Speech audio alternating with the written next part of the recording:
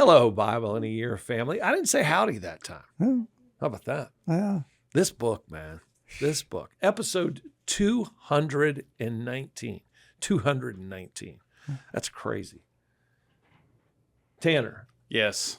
Standard podcast. How many do they cut a year? I mean, most podcasts are weekly. So like 52. Yeah, so like Pat McAfee, like that's the podcast. 52. I know how many weeks in a year. 52. But let's be honest. A lot of times doesn't happen Christmas Well, week. yeah, no, right. And Doesn't and happen honestly, Thanksgiving like week. if you're even like given some to like guys, like most podcasts are an hour. So like let's say we've been cutting between 20 and 30 minutes. Like that's two podcasts for us is like what some podcasts, like normal podcasts allotment are for a week. So Right.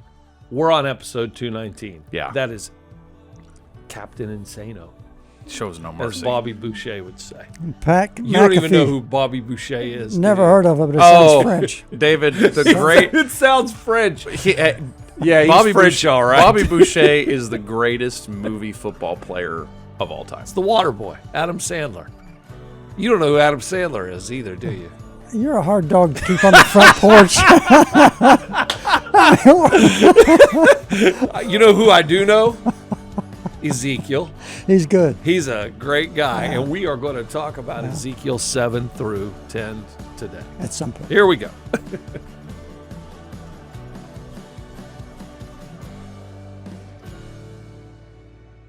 All right, Bible in your family, we will talk about it. Look, I only filled 2 minutes today with my shenanigans.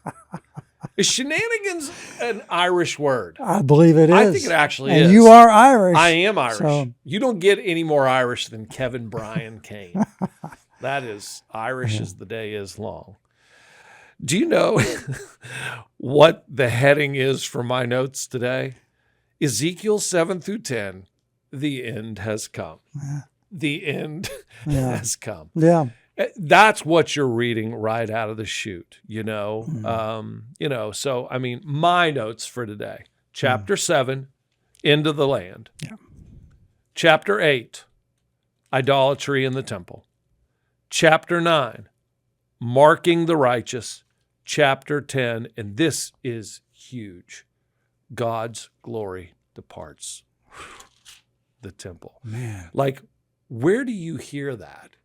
Except Eli, Hophni, and Phinehas, you know? Yeah. Ichabod. Oh, my goodness, from 1 Samuel. Yeah. Like, you don't hear about the glory of God departing. Ooh, gosh, that is, like the hair on my neck is standing up right now. Yeah. I mean, what does that even, let me just say one more thing. What does that mean with the omnipresent God and the glory of God departs? That's sad. It's just so sad. You know. It's huge. All right, let's go to chapter 7. Okay. So, end has come. What you got here, Bubba? Verse 1, Ezekiel 7:1, the word of the Lord came to me, son of man. Now we see this 93 times in the book of Ezekiel. Son of man, Ezekiel, this is what the sovereign Lord says to the land of Israel. The end has come upon the four corners of the land. Now, this idea of sovereign Lord, it's found all over the place in the book of Ezekiel. Yep. Sovereign Lord, Adonai, Yahweh. Sovereign Adonai, Yahweh, Lord. Adonai means God of strength, God of power. He is ruler over all.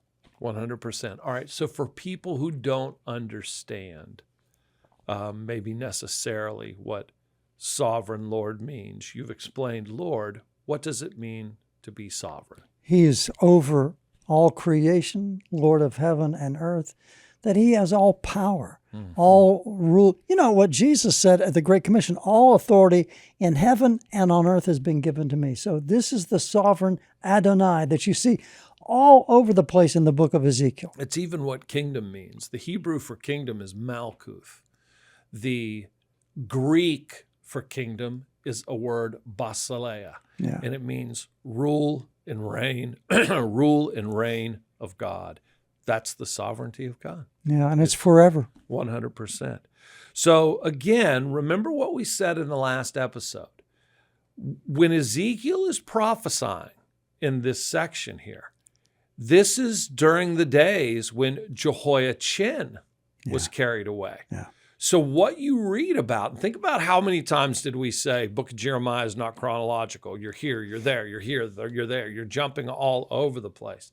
Okay, so when Ezekiel is prophesying, Nebuchadnezzar hasn't made it to Jerusalem yet. Zedekiah hasn't run for cover. His eyes haven't been gouged out. Yeah. Ezekiel and Jeremiah were contemporaries. Yes. But Ezekiel was part of that first carrying off of the exiles, okay? So he's carried off to, again, think about what we were saying yesterday, Tel Aviv. He's at the Kabar River. This is not Tel Aviv over on the Mediterranean coast.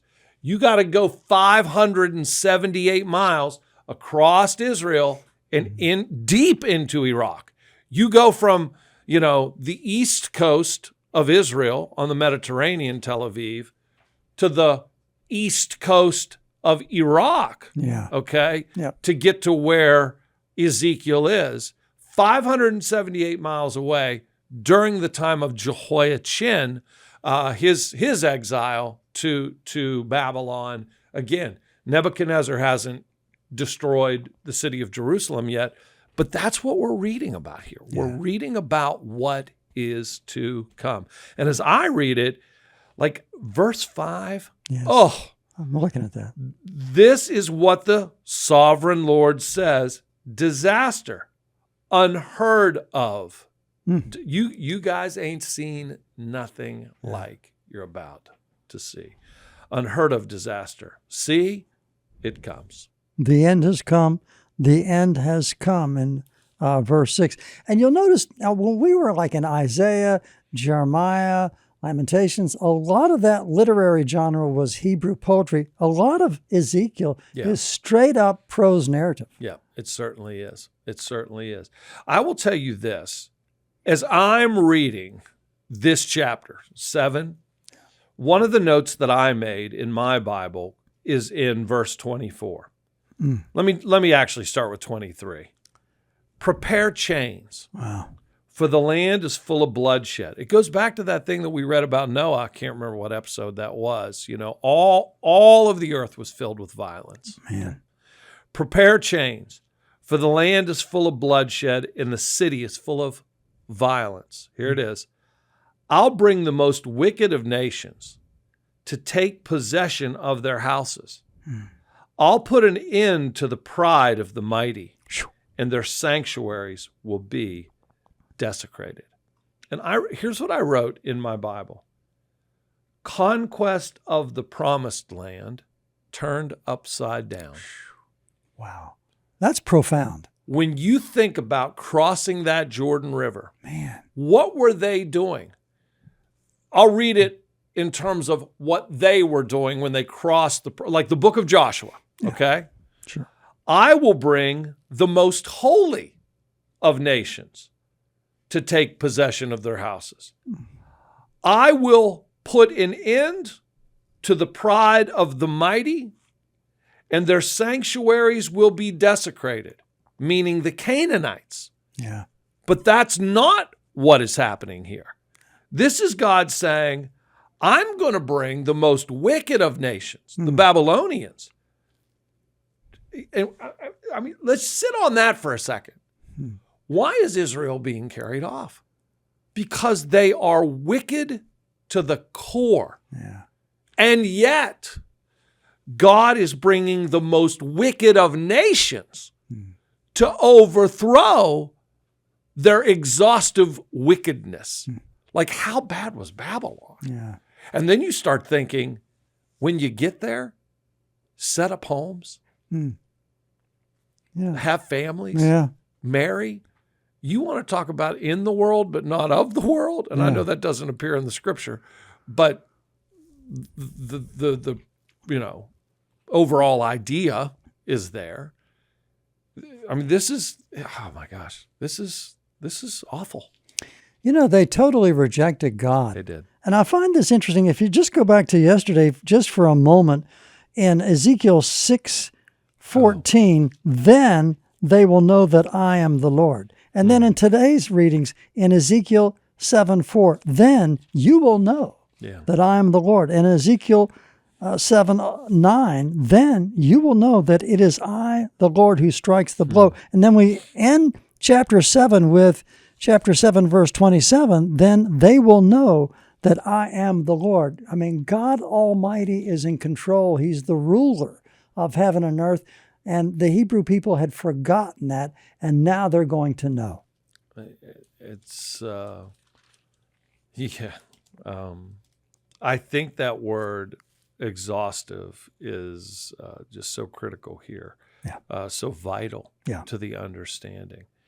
And I think your statement about sovereign Lord is vital to the understanding as well. Oh my gosh, it was years ago. And I can't even remember which theologian it was, a conservative theologian. I want to say he was from Gordon Conwell Theological Seminary. And he said, you'll read the Old Testament and you will see the phrase, I swear by myself, because there is no higher authority. That's why I think your point is so well made. Sovereign Lord, sovereign Lord, sovereign Lord. Total destruction. I just think it's so big. Because so many people are living their lives with no regard to God the Father. I mean, they think that they're in control. They think it's all about them. And Ezekiel brings this back home. Sovereign Lord, he even begins chapter 8, verse 1 with that same sovereign Lord, Adonai Yahweh. This 8th chapter, it is fascinating. Yeah, it is. In the 6th year and the 6th month, on the 5th day, while I was sitting in my house, and the elders of Judah were sitting before me, the hand of the sovereign Lord came on me there. I looked and I saw a figure like that of a man. From which I find this interesting too. When it says the word of the Lord came to me. Is that the word of the Lord came to me, or the word of the Lord came to me? I looked and I saw a figure like that of a man. From what appeared to be his waist down, he was like fire. You want to talk about revelation? Yeah. You want to talk about the Mount of Transfiguration? Yes. Woo! Yeah. And from there up, his appearance was bright as glowing metal. He stretched out what looked like a hand and took me by the hair of my head. The Spirit lifted me up between earth and heaven in visions of God. He took me to Jerusalem. That's what I was saying earlier. Is this a vision? Is this literal? Is this like Philip being transported after the Ethiopian eunuch comes up out of the water and all of a sudden wow, what is going on here? Takes me to the entrance of the north gate of the inner court where the idol that provokes to jealousy stood. And there before me was the glory of God of Israel, as in the vision I had seen in the plain. Then he said to me, Son of man, look toward the north. So I looked in the entrance north of the gate of the altar. I saw this idol of jealousy. And he said, Son of man, do you see what they are doing? The utterly detestable things the Israelites are doing here, things that will drive me far from my sanctuary. But you will see things that are even more detestable. I'll explain in a minute while I'm reading all this. Then he brought me to the entrance to the court. I looked and I saw a hole in the wall. And he said to me, Son of man, now you dig into that wall. So I dug into the wall and I saw a doorway there. And he said to me, go in and see the wicked and detestable things they're doing here. And then it just keeps going on and on and on. And what I think what one of the messages, and I know there's always multiple messages in this, is God saying, don't overlook even the smallest places. Wow. Because when you begin to uncover, you're going to see just how exhaustive the evil is in Israel. And much like God speaks through Solomon in the Song of Songs, I mean, it's right out of the chute. It's the little foxes that spoil the vines. True. It's the little hole in the wall. If you just kind of look in, and you're going to see just how far this goes. Don't let the appearance deceive you. Look deeper. I just think it's a huge message. I think you're exactly right. The false gods and the way they had rejected the real God, it's pretty sobering what they had done. Anything else in 8 that stands out to you? Well, he just lists the detestable things and the idols and the darkness. And then in chapter 9, a vision of the slaying of the inhabitants of Jerusalem, according to the Ryrie Study Bible. So you see this coming forth, the judgment on Jerusalem in chapters 9 and chapters 10. Kevin, this had to be heartbreaking for Ezekiel to see. This is his town. These are his people. This is the temple where he grew up worshiping God. And now it's all going to be devastated. It's going to be destroyed because they rejected God. I think within 9, we were talking about exiles or the remnant. I think it was at the end of last episode, maybe. Yeah. Mm-hmm. I think there's kind of an allusion to that, not illusion, but allusion to that in these first 4 verses of chapter 9. Then I heard him call out in a loud voice. Then I heard him call out in a loud voice, "Bring those who are appointed to execute judgment on the city, each with a weapon in his hand." And I saw 6 men coming from the direction of the upper gate, which faces north, each with a deadly weapon in his hand. With them was a man clothed in linen who had a writing kit at his side. They came in and stood beside the bronze altar. Now the glory of the God of Israel went up from above the cherubim, where it had been, and moved to the threshold of the temple. And then the Lord called to the man clothed in linen who had the writing kit at his side, and he said to him, "Go throughout the city of Jerusalem and put a mark on the foreheads of those who grieve and lament over all the detestable things that are done in it." There really was a remnant. Yeah. I know the city was overrun by evil. But let's be honest. We started all of this by saying Jeremiah and Ezekiel are contemporaries. Yeah. All of these prophets that we're reading, they're all prophesying within a century of each other. Oh yeah, absolutely. They're prophesying during this time. They are. They are the ones that are being spoken of here. Now, not all of them were in Jerusalem. I understand you had Northern Kingdom prophets and Southern Kingdom prophets, but I think this is a key point for us to understand here, that God's judgment, his sovereign judgment, it doesn't discriminate in a bad way. Maybe discriminate's not the word, but it doesn't deny those who grieve over sin, those who lament over sin. Let's go to the Sermon on the Mount. Oh my! Yeah. Blessed are those who mourn, yeah, for they will be comforted. That's good. And I know there's a lot of people out there that are John MacArthur fans. I've always kind of struggled with John MacArthur. He's fine, but whatever. But in his explanation, I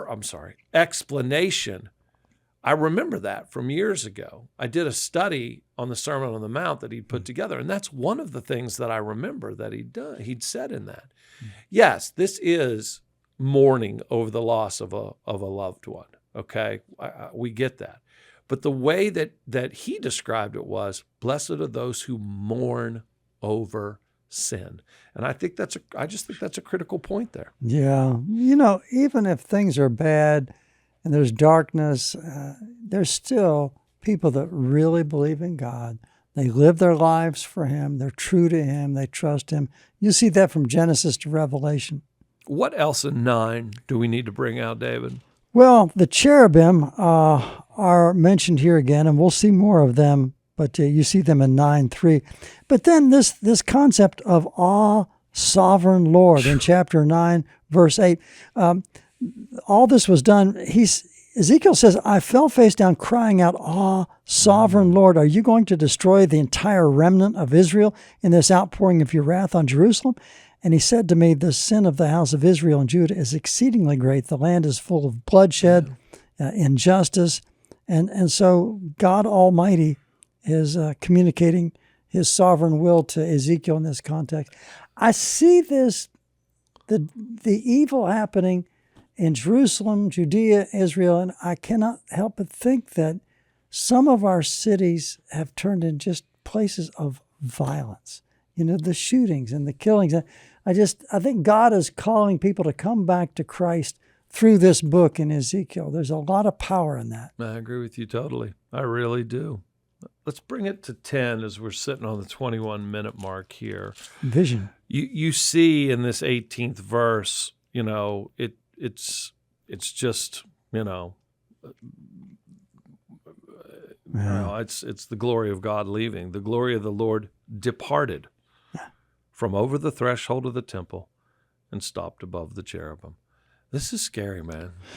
The cherubim are mentioned over 12 times here in Ezekiel chapter 10, and they are God's created beings, his angelic host, and you see they're portrayed in different ways in different parts of Ezekiel. But as you mentioned, God has his heavenly host, and they are powerful. The glory of the Lord is mentioned in verse 4, but then the glory of the Lord leaves in verse 18. So sad. Yeah, it's quite a transition. It just is. Okay, guys, keep reading, keep going through. You can see, you're only 10 chapters deep here. We're only 2 episodes deep, but you guys can clearly see just how rich this book is. Keep reading, keep studying, keep learning, keep growing. We'll do our best to keep teaching, and we will see you tomorrow. God bless you guys.